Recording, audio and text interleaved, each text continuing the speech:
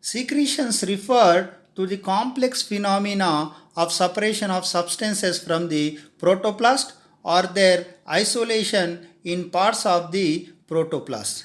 The secreted substances may be surplus ions which are removed in form of salts, or the secretions may be surplus assimilates which are eliminated as sugars, or secretions can be compounds that may or may not be the end product of metabolism but are not utilizable or partially utilizable to the plants, like the alkaloids, tannins, terpenes, and resins.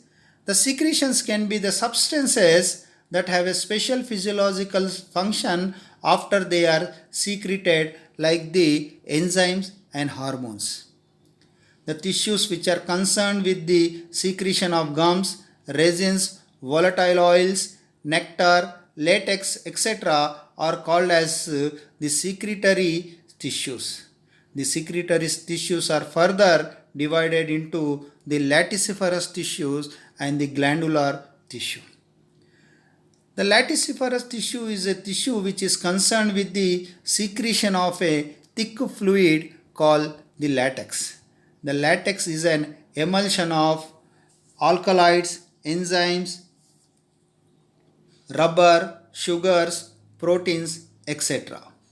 The latex is a viscous fluid and is colloidal in nature.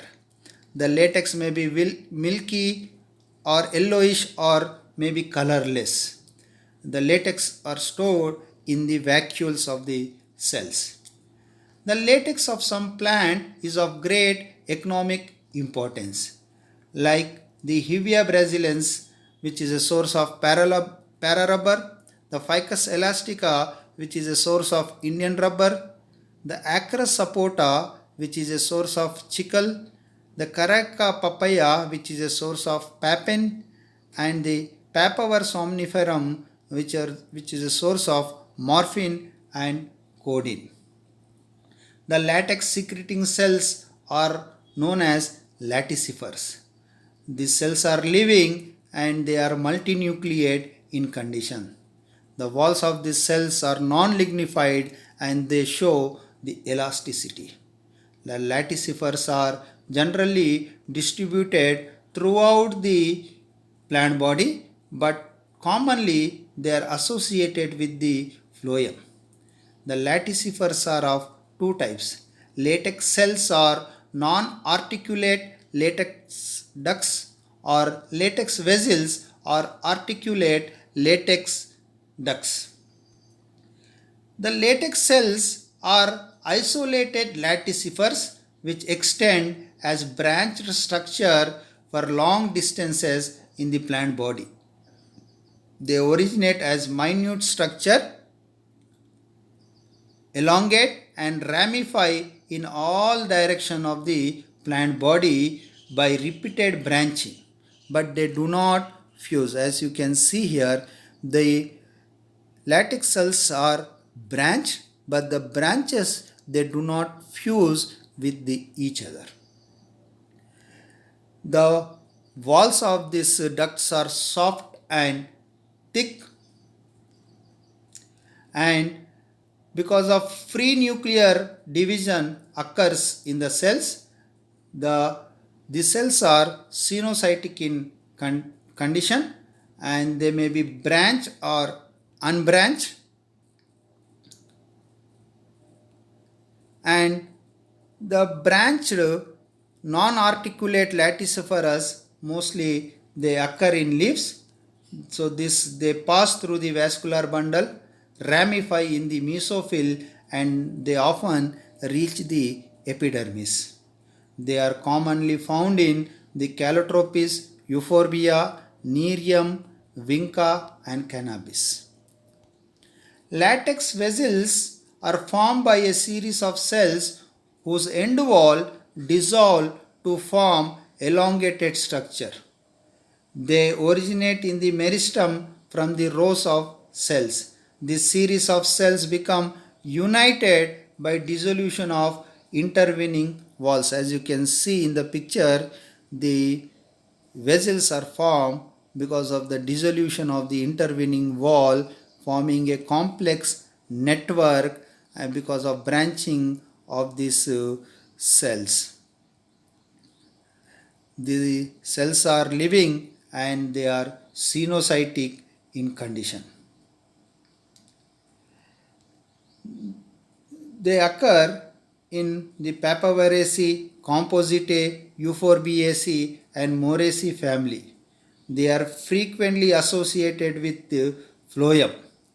In Caraca papaya, the laticifers apparently occur not only in phloem but also in the xylem, whereas in hevea, which yields economically important rubber, these are associated with the secondary phloem also, means they develop in the secondary phloem also.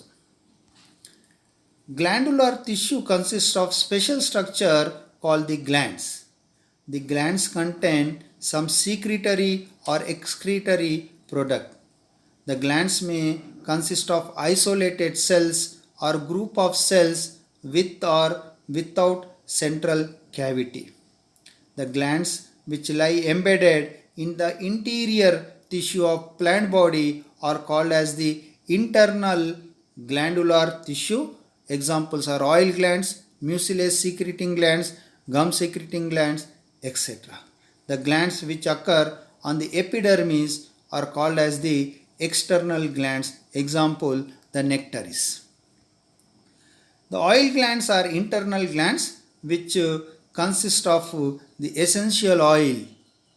These oils are volatile in nature and odoriferous. They are formed due to breaking down of cells containing volatile oils. On the disintegration of the cells, the oil gets stored in large cavities of glands. These cavities are lysogenous in nature. Example, the oil glands of citrus and eucalyptus. They are lysogenous as they are formed because of the breaking down or the disintegration of the cells, and they form a cavity, and this cavity stores the oil in them. So example are the citrus. Next, the gland secreting resins and gums. So in gymnosperm and in many angiosperm families, resin, gums, oils and many other substances are secreted and they are stored in the ducts. In many gymnosperm like Pinus, these ducts or canals form extensive system extending both vertically and horizontally in the plant body. In Umbelliferae, the ducts are local in occurrence and they are limited in their extent.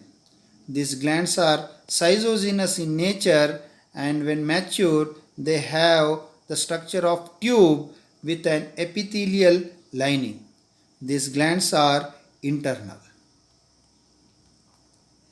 The insectivorous plants which grow in nitrogen deficient soil depend on organisms like insects for their nitrogen requirement. Means these plants, they take their nitrogen from the other organisms like insects. In order to attract the insects and digest the insect proteins, the leaves of this plant modified into trap or insectivorous leaves. The digestive glands are formed in these leaves which secrete the protein digesting enzymes. With the help of these enzymes, the insect's proteins are digested and the nitrogenous compounds are absorbed in the plant body. So example is the Nepenthes or the picture plant. As you can see, the lamina of the leaf is modified into a picture. So this is a picture which is a modification of the leaf lamina. The upper part of this picture has the large number of digestive glands. So on the upper part also of this picture, there is a lid which attracts the insects. So when the insects, they come near this lid, the insects fall down into this picture, and the picture consists of the digestive glands, and because of these digestive glands, the insect is digested and proteins are absorbed by this insectivorous plant or the Nepenthes. And this is an example, a second example of Drosera or sundew. The digestive glands are at the tip of the leaf tentacles. So here you can see this is a leaf, and on the upper side of the leaf tentacles there are the digestive glands. So this digestive glands, if you see the internal structure, they have these secretory cells. These secretory cells, they secrete the digestive enzymes and which digest the insects. So the second glandular tissues are the nectaries or the nectar glands. Many insect pollinated plants produce nectar which attracts the insects. This nectar is secreted by special cellular structure, the nectaries. The nectary tissue may be restricted to the epidermis, or it may be several layers of cells deep. The nectaries are covered on outside with the cuticle. Vascular tissue occur more or less close to the secretory tissue. A close relation exists between the amount of phloem in the vascular tissue supplying the nectaries and the concentration of the sugar in the nectar. If phloem predominates, the nectar may be up to 50% of sugar, and if xylem predominates, the content of the sugar may fall as low as 8%. The cells in the nectaries, they have dense cytoplasm and they have small vacuoles. The nectaries are useful in the flowers. The nectaries which are found on the flowers are called as the floral nectaries. So this is an example of the floral nectaries, so which is here present on the flower. If the nectaries occur various position other than the flowers, means they are present on the parts of a plant like stem, leaves, stipules or petioles, they are called as the extrafloral nectaries. So example of the extrafloral nectaries is the passiflora. Here you can see the nectaries are present on the petiole of the passiflora leaves. Whereas the floral nectaries, they occur on the sepals, petals, stamens, ovaries of the flower. So the floral nectaries are commonly found in hibiscus, cucurbita, euphorbia and citrus. In some plants, the water comes out in form of droplets from the margins of leaves or from the leaf apices. This phenomena is called as the guttation. The guttation occurs due to action of secretory tissue called the hydatodes or the water stomata. Structurally, the hydatodes are modified parts of leaf, usually located at the leaf margins or tips, in which the water released from xylem is enabled to reach the surface of the leaf. The hydatodes consist of the following parts. So here this is the structure of an hydatode. So it consists of an vein ending. So here, which is associated with the tracheids. So here the xylem tracheids, they are ending here. So this is called as an vein ending. This vein ending is associated with a loose mass of cells called the epitheme. So this vein ending is covered by a loose mass of cells called the epitheme. This epitheme is followed by a cavity. This cavity opens outside through the pores in the epidermis. These pores are called as the water stomata, and this water stomata, they have guard cells. These guard cells, they do not show the mechanism of opening and closing. They are always open. So from the vein ending, the water moves into the cavity through epitheme cells and is finally forced out through the pores. This phenomena occurs particularly on humid, cool morning that follows a warm night under conditions of low transpiration and abundant soil moisture.